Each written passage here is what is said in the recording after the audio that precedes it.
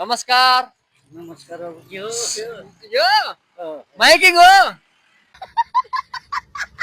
सबैभन्दा भाग्यमानी मान्छे चाहिँ को जस्तो लाग्छ त नि तपाईँले? भाग्यमानी मान्छे सबैभन्दा भाग्यमानी मान्छे त निरोगी मान्छे सधैँ नै हो भाग्यमानी त उहाँले के ए मनुष्य तँलाई के वरदान दिउँ भन्यो भने तपाईँले के माग्नुहुन्थ्यो होला? के माग्नुहुन्थ्यो? म स्वस्थ रहन पाऊँ धेरै बाँच्नु भनेर रहनु भएको थिएँ आमा। सबभन्दा बढी मान्छेले बाँचिन रहर हुन्छ बात त सही है। हो र? मर्नेदेखि डराउँछ मान्छे बाँच्ने धेरैलाई रहर हुन्छ अनि किन अहिले लभ पर्दाखेरि मर्छ नि त मान्छे? लभमा मर्दा त काल आउँछ मर्छ नि त चाहना त हुन्छ नि सबैलाई त्यो त कहाँ अनि काल आइरह त नि त्यो त बिना कालमै होइन र? हो त। मान्छेको चाहना बाँचौँ भन्ने हुन्छ काल पहिले आउँछ सबैभन्दा नआओस् झट्टै भन्ने थिएँ मैले वरदान माग्नु पर्यो भने परमेश्वरसँग त्यही भन्थेँ हो र? छिट्टै काल नआओस् कसैलाई पनि भन्थेँ बुढीलाई कतिको माया गर्नुहुन्छ त नि? बुढीलाई त माया गर्दैन बुढी पहिले गयो भागिहाल्यो हेर्ने नै हो कहाँ?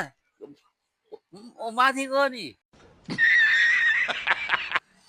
नमस्कार है आमा। नमस्ते बाबु नमस्ते अलि उता बस्नु मैले बस्छु का आमा छोराको कुरा हुन्छ अब। हेलो सन्चै हुनुहुन्छ? सन्चै छु यो यो पिपलको चरामा बस्दा कतिको आनन्द भयो त नि? आनन्दै शीतलो शीतल है। कहाँ हो र घर?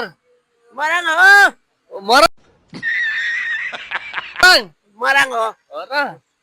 तपाईँलाई सबैभन्दा मिठो खानेकुराको नाम भन्नु न त। छ सातवटा। केही खानु भयो मैले त सुगर छ र? सुगर प्रेसर युरिक एसिड भएर पानी बाहेक केही खानु त्यस्तो पानी बाहेक यस्तो खाँदा नि यस्तो मोटाउनु भयो त? रात पऱ्यो नि ढिलो र छोप ये भगवान् ढिलो र छो।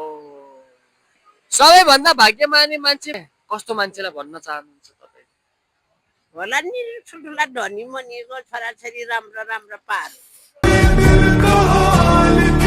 के भन्न चाहनुहुन्छ त नि तपाईँको छोराछोरीलाई? के भन्न चाहने र उयो गराछन् खाछन् मलाई हेरेन के गर्नु हेर्दैनन् त?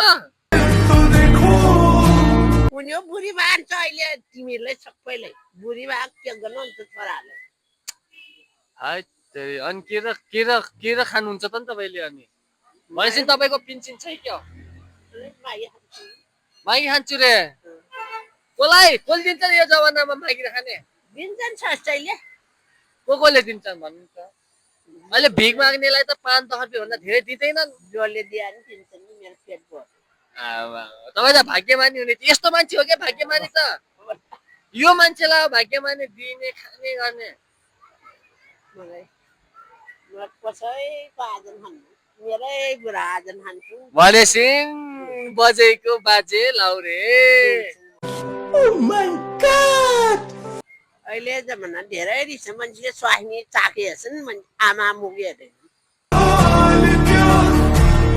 हो र? त्यस्तो मान्छेलाई के भन्न चाहनुहुन्छ भन्नु? त्यस्तो मान्छेले गु हो गु भन्छ गु छोराछोरी भन्नु बात त सही है। अरू केही गाली गर्नु न? अरू छन् के धेरै मान्छेहरू? टिटी भन्ने अब गाली नगर्ने हो गाली गर्नु न? भयो सेबास मेरो छोराछोरीले मलाई नै नि तिमी बुढी हेऱ्यौ सेबास भन्ने हो टिटी हो हो र? धन्यवाद दिने हो का भनेपछि तपाईँको छोराछोरीले हेर्नु भएन? हेर मलाई के खान्छ त्यही भयो जस्तो लाग्यो मलाई। हेरे मलाई के खान्छ म मरे खानु खान पाएको छु लानु पाएको छु डुल्या छु